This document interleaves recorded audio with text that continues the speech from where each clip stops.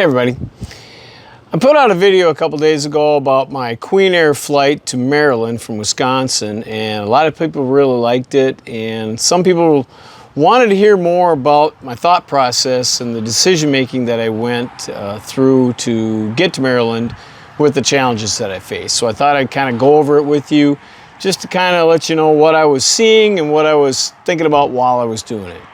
So first, to recap the situation, AOPA flew me out to Maryland to their headquarters. They wanted to film a couple of the stories from my books, Ferry Pilot and Dangerous Flights. And they offered to fly me out commercially, but I told them, I'd rather fly my Queen Air out there. So, of course, the day comes to fly out there, and I was going to be flying with my dad and my brother. Get out to the airport and check the weather, and, time to spare, go by air. Because I looked and I've got, a good solid 4 lines of thunderstorms between me and Maryland. And the first one was a few hundred miles down the road. It was beautiful, beautiful sky conditions all the way from Wisconsin, western Wisconsin to central Michigan. But then there was a big line of thunderstorms, then another one at Pittsburgh, and another one further on toward DC, and there's another smaller one kind of in between there. So my first thought was to not go because, it didn't look like I was going to make it. The onboard radar in the Queen Air was out, so I'm definitely not going to go IFR and go punching through lines of thunderstorms, in IMC conditions if I don't have radar to, give me real time. I did have, I've got ForeFlight, I've got an ADS-B in receiver, got a Sentry, which actually works pretty good. It's been a lot better, gotten a lot better over the years. A lot of people say, oh, the delay is too much, it's basically useless. I disagree. Lately, it's been pretty good. I've been using it a lot for years, and, it seems to really paint the cells pretty accurately, but still not good enough to go through an embedded line of thunderstorms. And that being said, I don't want to go through an embedded line of thunderstorms anyway, unless I really have to, and I definitely don't want to do it in my 1960 Queen Air. I don't want to run into hail, lightning, strong turbulence. I like to be nice to my baby, and I like a nice flight. Why go bashing through a bunch of lines of thunderstorms? But I had to be there the next day, and if I didn't go that night, I'd have to get up really early in the morning, and there's no guarantee of good weather the next morning. Plus, my dad wanted to go anyway, and, his thought was we get as far as we can, then land, get a hotel for the night, get some dinner. The whole point of the trip is kind of an adventure. After I'm done filming, we're going to go to the Gettysburg battle site and see that, and, a stop along the way. Fine, that's fun flying. We get an extra landing. I actually found a couple airports that had after-hour crew cars and self-serve fuel, so I could fuel up whenever I wanted to, be ready to go. So I figured, what the heck, we'll take off. I planned on getting to around Grand Rapids, Michigan. I figured that's where the first big line of storms was, and I figured we won't go any further than that. I did think about going south around all the lines of thunderstorms, but it was quite a ways out of my ways. Those lines extended quite a bit south. They were mostly running north and south, and to get around the back side of them was going to add at least an hour and a half of flight time. And seeing the Queen Air burns all the gas, that was going to be pretty expensive, and would necessitate another fuel stop, adding more time and expense, and I just didn't really feel like doing that. But I did look at all the storms, and they were all drifting north and kind of dissipating. It was late afternoon, so I figured we'll give it a shot, see what we can do. So we took off. Right off the bat, there were some smaller showers in central Wisconsin. Opted to dodge left or right of them a little bit, go a little bit south.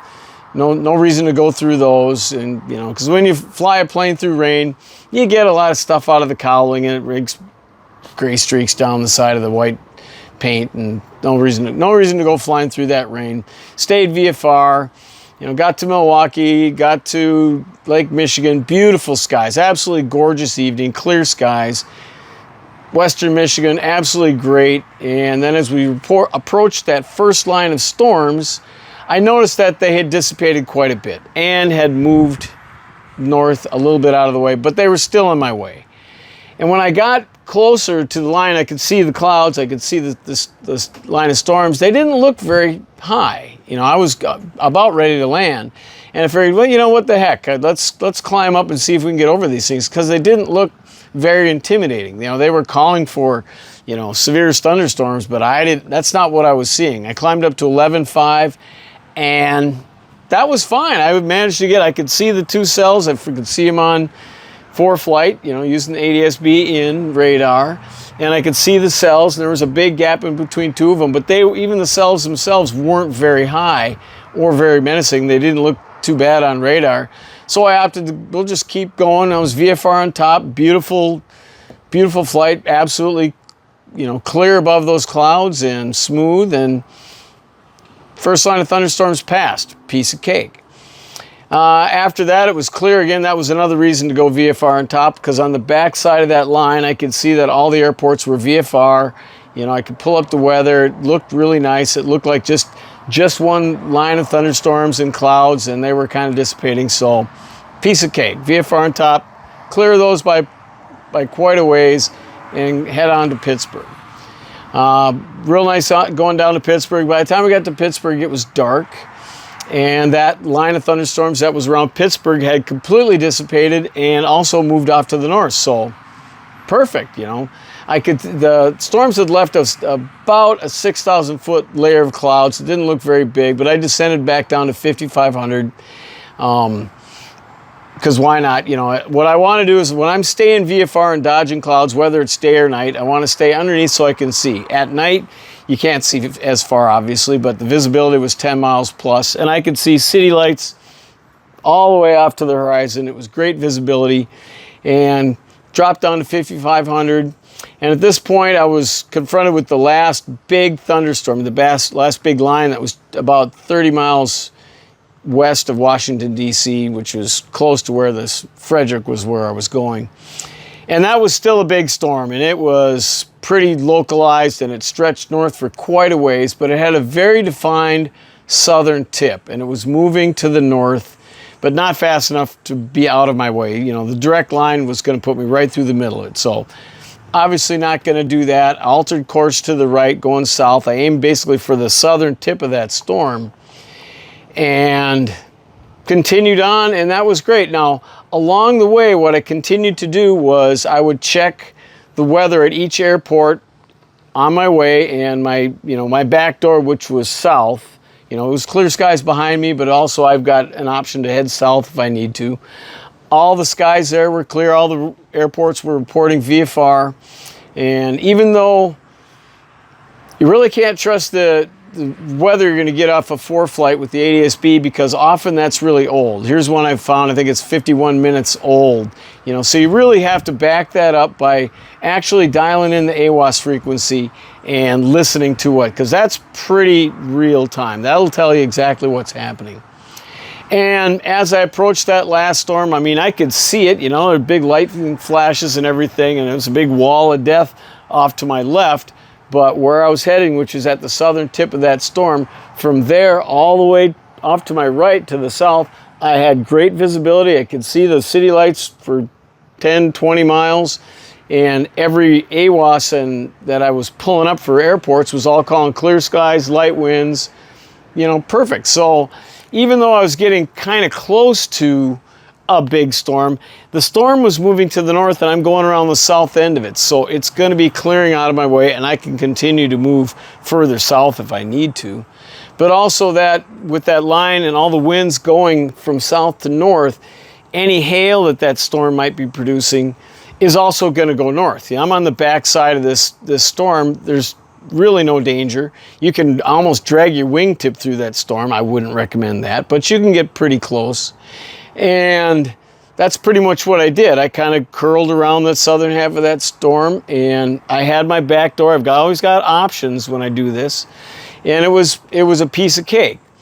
Now, of course, there's always one final wrinkle, because as I turned that corner and started heading back north up to Frederick on the east side of that storm, another cell popped up right over Washington, D.C., and that was kind of in between the big, you know, I was in between the big storm on my left and that little cell on my right, but I still had 15 plus miles of distance, and it was pretty localized.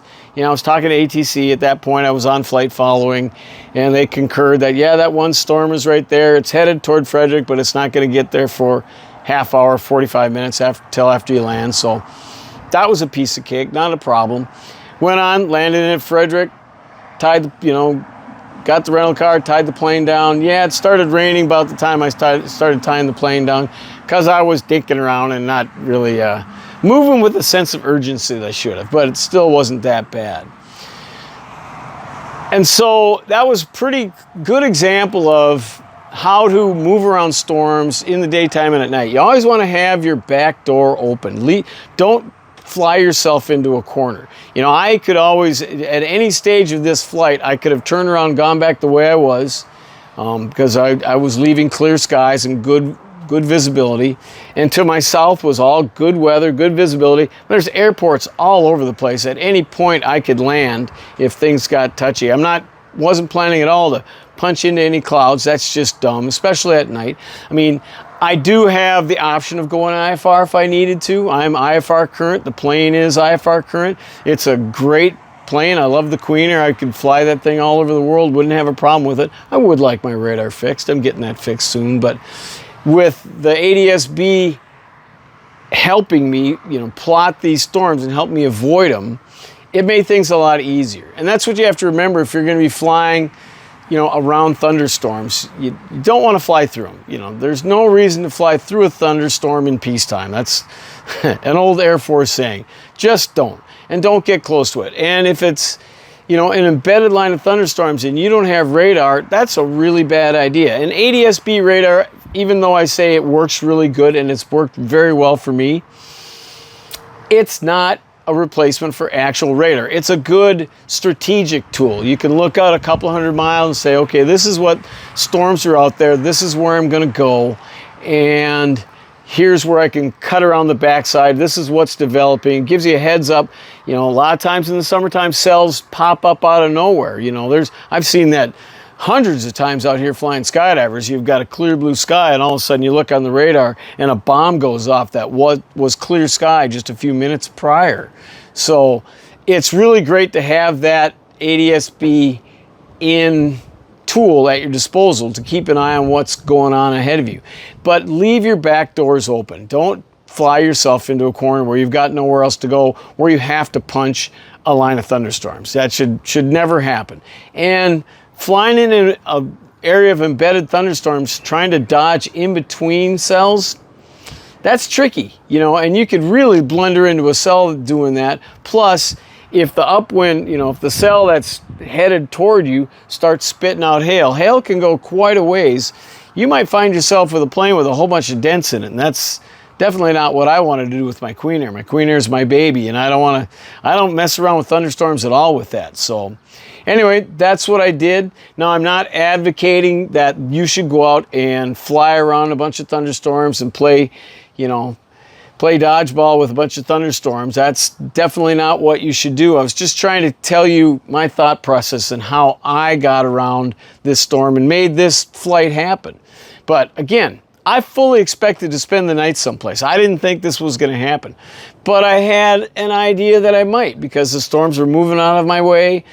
They were sort of dissipating, and 3 of the lines almost disappeared before I got to them. It's that last big one by DC that I had to fly around. But aside from that, it was a beautiful flight, you know, no turbulence. I never got anywhere close to a cloud except when I was VFR on top for that first couple of thunderstorms, and everything else of that was really nice. So anyway, that's how I did that flight, and I thought it went really well. That's all I got for now. Thanks for watching, and as always, don't forget to keep your speed up and stay away from thunderstorms. They'll get you.